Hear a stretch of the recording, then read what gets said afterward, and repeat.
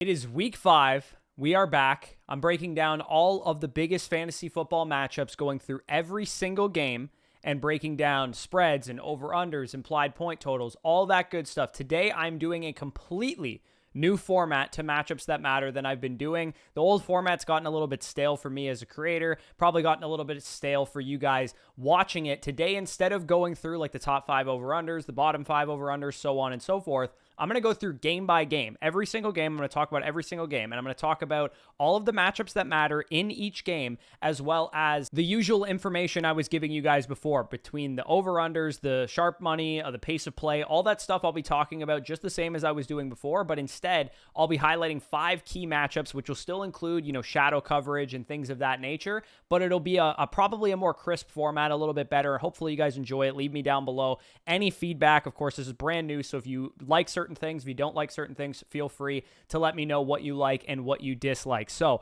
let's break down game by game, go through starting with Thursday Night Football, my Tampa Bay Buccaneers heading to the Atlanta Falcons to play on TNF. You guys can see all the matchup information beside me. The Falcons are minus 1.5 point favorites. Atlanta is implied for 22.5 points. Tampa Bay for 21. The over-under of this game, 43.5. Sharp money is on the over, 74% of the total cash. And the numbers on the right side column is basically there's 14 games on the slate this week because there's 4 teams on bye, 32 teams, 28 teams in play, 14 games in total. All of those numbers just mean the rank out of the 14 games total. So it should give you a good idea of how these game environments are. So it should still help you set your fantasy football lineups from that perspective. So again, leave me any feedback down below. I'm always open to that. Pace of play, again, about average of a matchup here. The DVOA matchups are, again, Tampa Bay DVOA means offense, Tampa Bay's offense versus Atlanta's defense. So the DVOA advantage for Tampa Bay is about league average on the slate. Same goes for the disadvantage that the Falcons have against the Buccaneers. So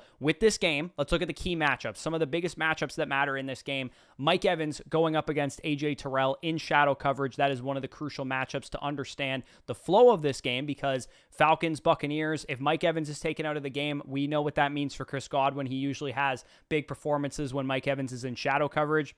We also have a very, very bad matchup for Rachaad White and for Bucky Irving, which also lends itself to, again, Chris Godwin having a big game, because if Mike Evans is taken away by AJ Terrell to some degree and the Bucs are having a hard time running the football, it's a very good chance that Chris Godwin is going to catch a lot of passes in this game. Bijan Robinson, conversely, I mean, I know we think of the Tampa Bay run defense as very, very good, but they've been so banged up so far this year. Even though Vita Vea is back, Levante David playing at an all-pro level, it is an exploitable run defense, so Bijan Robinson in a very, very good spot this week. Kirk Cousins, a decent quarterback streamer if you guys are looking for one.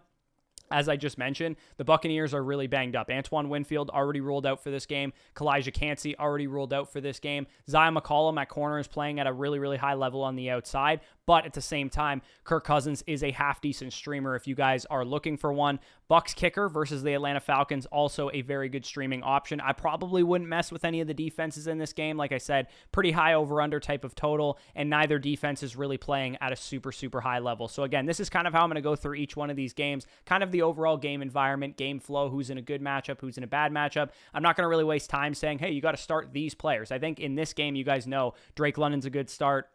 Bijan's a good start, Chris Godwin, Mike Evans, all the usual suspects, but I will highlight the guys that are more on the fringe, or also the streaming options between quarterbacks, tight ends, kickers, and defenses. So we do have a London game this week. So if you guys are on the West Coast, make sure you set your lineups either at 6:30 a.m. when the game starts or the night before on Saturday night. You guys can see the Jets going to London to face against the Minnesota Vikings. The Vikings are 2.5 point favorites. Minnesota implied for 21.5 points, while the Jets are implied for 19. The over-under of this game is not super high. It is one of the lowest of the slate. Again, 14 games on the slate here. It is 12th out of 14 in terms of the over-under. The over is catching some steam right now. 90% of the money is second on the slate in terms of overall percentage of the money on the over. I will say, though, like these London games, they're usually really wonky. I generally like them. I think they're fun as I get ready for the slate of games, just be watching a game itself, but usually we see a lot of weird abnormalities with these games. We think that the game's going to go one way and it ends up going the other way, and it's usually because there's a time change for the players and all that kind of stuff. So Jets at Vikings should be an interesting game. Again, it is a low over-under, not a super high pace of play game. The Vikings offense has a decent matchup, whereas the Jets defense has a brutal matchup. In fact, the worst matchup on the entire slate, Jets offense going up against the Vikings defense, because the Jets offense hasn't been good and the Vikings defense has been very good. So definitely not great news for those of you guys that have Garrett Wilson, for those of you guys that have Breece Hall. And of course, I happen to have a lot of those players in a lot of spots, so not great news. But I'm still starting Garrett Wilson. I'm still starting Breece Hall, and I'm kind of hoping for the best. Speaking of Garrett Wilson, we had him against shadow coverage for Patrick Surtain last week. It was bad weather. Thankfully, it won't be bad weather in this situation. I believe these games are indoor.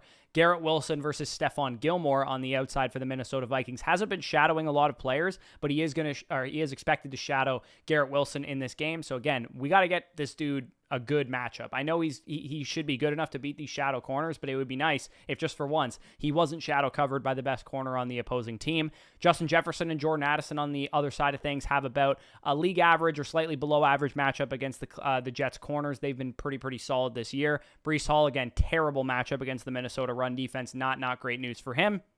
And then Aaron Jones versus the Jets run defense, not great news for him. So if you're doing the math here, none of the receivers have good matchups. None of the running backs have good matchups. It's kind of a wonder why this over-under is 12th highest on the slate. It appears that the scoring might not be great in this one, which is good news for the fantasy defenses. I'm sure the Vikings are probably rostered in your league, but definitely go and pick them up if you can. And then you see some of the quarterbacks having bottom 6 matchups as well. So not good news for Sam Darnold, not good news for Aaron Rodgers. I probably wouldn't mess around starting those guys. Dolphins at Patriots. This is the first game on the Sunday main slate at 1 p.m.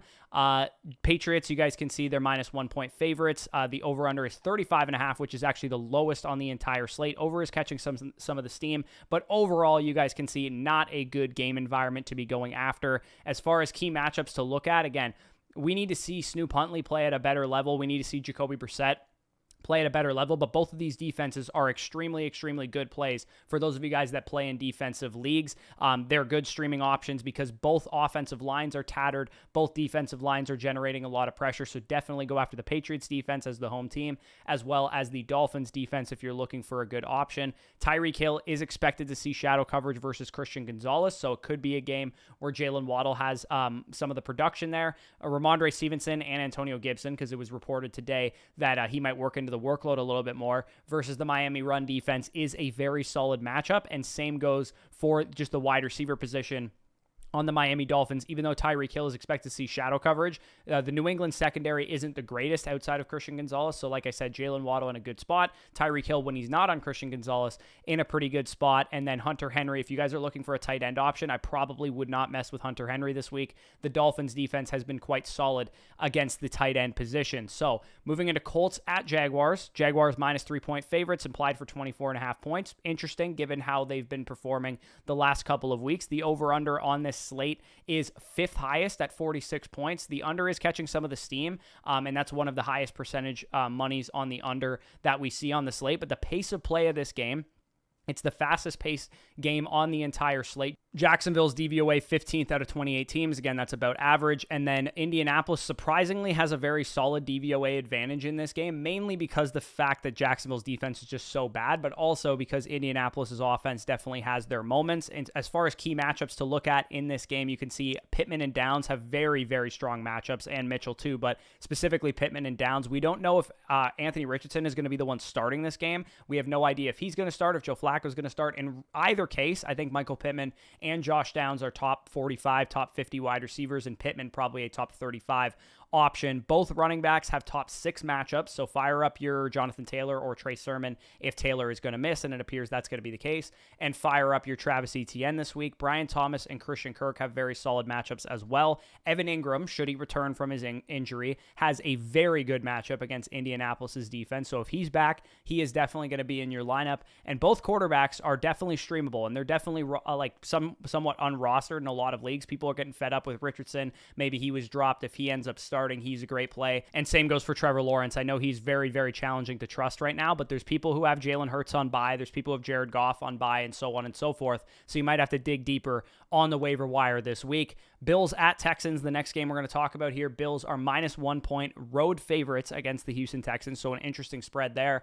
Over under of 47.5 points, very high scoring game, third highest on the slate, over catching 90% of the money. So they're expecting a lot of points, Vegas, in this game. And it is worth noting that Buffalo has a pretty easy matchup, or at least a little bit better than average matchup, whereas Houston has a tough matchup. Buffalo's defense has been pretty strong. I know the Ravens kind of took them to, the woodshed last week, but it does appear that Houston does not have an easy matchup, particularly on the outside. You guys can see the Texans wide receivers versus the Bills secondary is a very tough matchup, second hardest in the NFL right now. Joe Mixon has a great matchup on the ground, so it could be a big Joe Mixon game, not necessarily a CJ Stroud, Nico Collins, Tank Dell, Stephon Diggs game. CJ Stroud, like I said, tough matchup against the Bills' pass defense, but conversely, on the other side of this game, the Bills' wide receivers, Khalil Shakir, Keon Coleman, whoever you kind of want to throw into your lineup, have a pretty good matchup against the Houston Texans secondary, and Dalton Kincaid, very, very tough matchup against the Houston secondary. So it appears it is a very solid Khalil Shakir spot if you guys have him.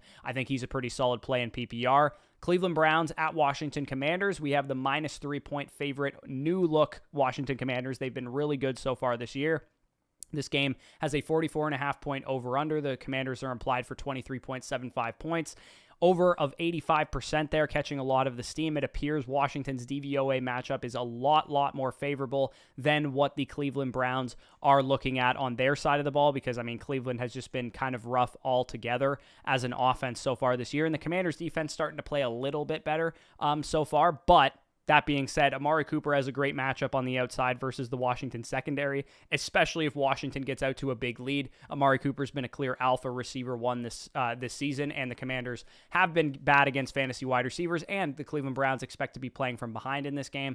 Terry McLaurin, not a great matchup. 10th best defense against wide receivers are the Cleveland Browns. And then Deshaun Watson. I know it's difficult to throw a guy like Deshaun Watson into your lineup because he has not been reliable, but he is a half-decent streamer. If you guys do have Jalen Hurts on bye, or if you do have one of these guys on bye, I think you could do worse than Deshaun Watson. I have him ranked as like a top 16, top 20 quarterback this week. Both running backs, Brian Robinson and Jerome Ford, we presume. I don't think Nick Chubb will be back quite yet. Should have a very, very good matchup, a very good spot to score fantasy production. And then if you are looking for a streaming defense, the Washington DST has the stone easiest matchup in the NFL against the Cleveland Browns and their turnover-prone quarterback who gets sacked all the time. We'll have to wait and see if Jedrick Wills, the left tackle for the Browns, or if Jack Conklin, the right tackle for the Browns, make their season debuts this week, because they haven't been playing all year long, and the Commanders will have a lot of pressure on Deshaun Watson if that is to be the case. So Panthers at Chicago Bears. You guys can see the Bears favored by 3.5 points. The over-under is pretty low, 41.5. Over catching some steam.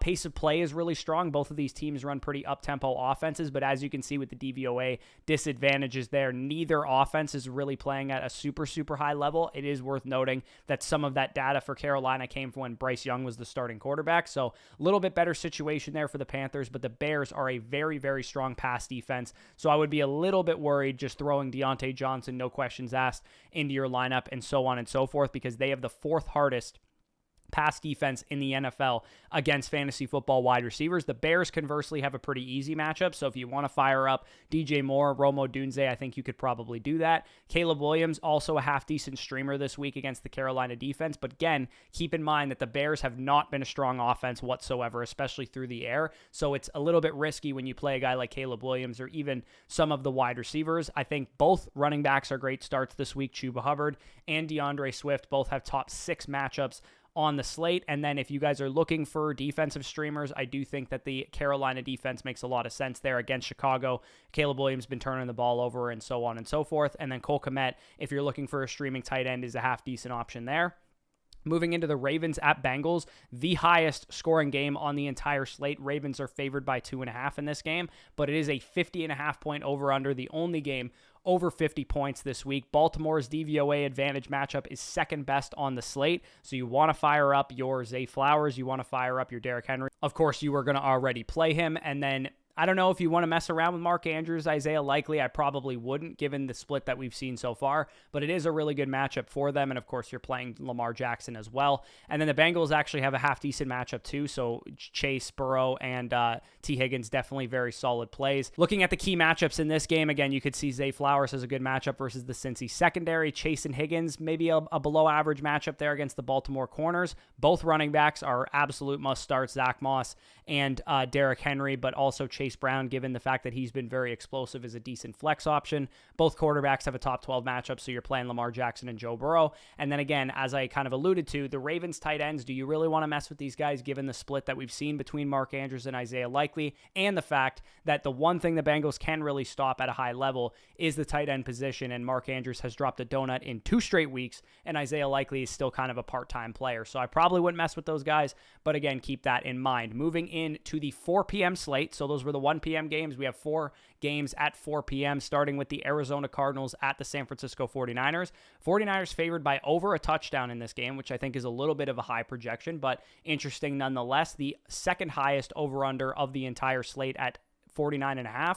And then the DVOA advantage matchup, also very notable for the 49ers offense, going up against a pretty bad Cardinals defense. The 49ers wide receivers have a league average matchup against the Cardinals secondary, but it is worth noting that Brandon Ayuk finally does not have like a shadow coverage matchup or something to deal with where he's going to be in a tough spot. So hopefully he can get going. Hopefully Debo can get going, and so on and so forth. I think one of the best streaming quarterbacks all week long this week is going to be Brock Purdy going up against this Arizona defense. Really, really like that for Brock Purdy if you guys need a streaming quarterback. Both run defenses are about league average, but of course you're playing Jordan Mason and James Conner pretty much no matter what. Kyler Murray, not in a good spot here against the San Fran defense, but he runs. He's still a top 6 to 8 quarterback no matter the matchup. Marvin Harrison Jr. in a bit of a tough spot as well. So definitely there's a spot here where the Arizona Cardinals underperform. And maybe that's why the spread is the way that it is, but it is worth noting still that this could be a close game to some degree. So the Raiders at Broncos, the next game, not a very exciting game, to be honest. 2.5-point favorites are the Denver Broncos, a 36-point over-under. Not very good. The overcatching some steam, the pace of play is a little bit higher, so maybe we get a little bit more point production than we're thinking in this game. Jacoby Myers, as of right now, because Devontae Adams doesn't appear to be ready to play for the Las Vegas Raiders, will be the one to see the shadow coverage from Pat Surtain, who of course is having an all-pro caliber season. He is wiping receivers off the playing surface right now. If Devontae Adams plays, he's going to see him, but if Jacoby Myers is the number one here, he is going to see him. Cortland Sutton, worth a flex spot if you guys need a good option because he has a good matchup. Javonte Williams, same thing. Both defenses are pretty average against tight ends, so good news for Brock Bowers. Probably not messing around with Greg Dulcich. If you are looking for a streaming defense, the Broncos are a very, very good option this week at home against a Raiders team that is very prone to mistakes. And the Broncos kicker is also a very good option as well. Moving into the Giants at Seahawks. Seahawks favored by 6 points in this game. Over catching 94% of the money. 43.5-point over-under isn't super high to begin with, but 94% of the money is the highest over-under split on the slate. So the Sharps are hammering this one. This line will probably end up going up a little bit higher than 43.5 by the time the game kicks off on Sunday. Pace of play is also very high, which is probably contributing to the fact that this game is the Sharps are hitting the over on it. Some of the key matchups to look out for: Giants secondary, not good. So Metcalf, JSN, Tyler Lockett, all in very, very good spots. Ergo, Geno Smith, also in a very good spot. Not a great matchup for Devin Singletary. I don't think he's a must start by any means, but he does get a pretty good workload, so I understand why you would throw him out there. Kenneth Walker obviously had a monster game on Monday night this past week. He has a great matchup against the Giants. If you're taking anything away here, it looks like the Seahawks are going to put up a lot of points in this game. Malik Neighbors probably going to be out this week with the concussion. It's just in time that he could clear the concussion protocol, but I do think it's possible, and a lot of fantasy docs seem to think it's possible that he's out for this game, which means that Wan'Dale Robinson's probably going to be a decent play, even in a tough matchup versus a strong Seattle secondary. This is also a really good spot for the Seahawks defense and for Jason Myers, the Seahawks kicker. Final 4 p.m. game on the slate here. We have the Packers at the Rams. The Packers are 3-point road favorites. So again, very, very bullish signals here from Vegas on Green Bay. They're implied for 25.25 points. This is a fantasy bonanza here. 47.5 over under. That's top 3 on the slate. Over catching 90% of the money. That's top 3 3 on the slate. Pace of play, second highest on the slate. That is very, very bullish news. The Green Bay offense, DVOA advantage, is the highest on the entire slate. The Rams defense, not very good. The Green Bay Packers offense, very good. So great news for Jaden Reed. Great news for Dontavian Wicks. Jordan Love is a premier starter at quarterback this week. And you could even mess around with Romeo Doubs and Tucker Kraft at the tight end position. Like I said, great matchups for against the Rams corners. Rams wide receivers, conversely, on the other side, have a pretty good matchup too. So if you want to mess around with Jordan Whittington, picked him up off of waivers this week. I think he is definitely a viable starter. Like I said, both tight ends, Tucker Kraft and Colby Parkinson, are decent streamers this week if you're without Sam Laporta or whoever else that is on bye. Both run defenses are pretty league average, so Jacobs and Kyron were probably going to be in your lineup anyways. And then both quarterbacks have top 10 matchups. So if you are looking for a streaming quarterback, Matthew Stafford is a pretty decent option as well. Moving into Sunday Night Football, we have the Dallas Cowboys going to the Pittsburgh Steelers, actually laying some wood here. The Steelers are minus 2.5-point favorites at home, even though I think all of us would probably think that the Cowboys would come into that game favored. I think that's an interesting matchup there. Not a super fantasy-friendly game, 9th highest over-under at 43 points. Overcatching a little bit of the money. Pittsburgh's defensive DVOA is very high, so it's a tough matchup for the Cowboys offense, but the Pittsburgh offense going up against the Cowboys kind of battered defense definitely looks like an interesting spot for Justin Fields. Again, I think he is definitely a good streaming option if you guys do have some guys on bye this week. CeeDee Lamb's got a tough matchup. George Pickens has an easy matchup. Najee Harris, a very easy matchup against the Dallas run defense that, aside from the Devin Singletary game last week, has looked very, very exploitable in the first 4 games this season. And then Jake Ferguson also has a very strong matchup as well. So closing out the slate, we go to Monday Night Football, the New Orleans Saints against the Kansas City Chiefs. Chiefs are 5-point favorites. Not a good fantasy-friendly type of game here. One of the lowest over-unders on the slate at 42.5.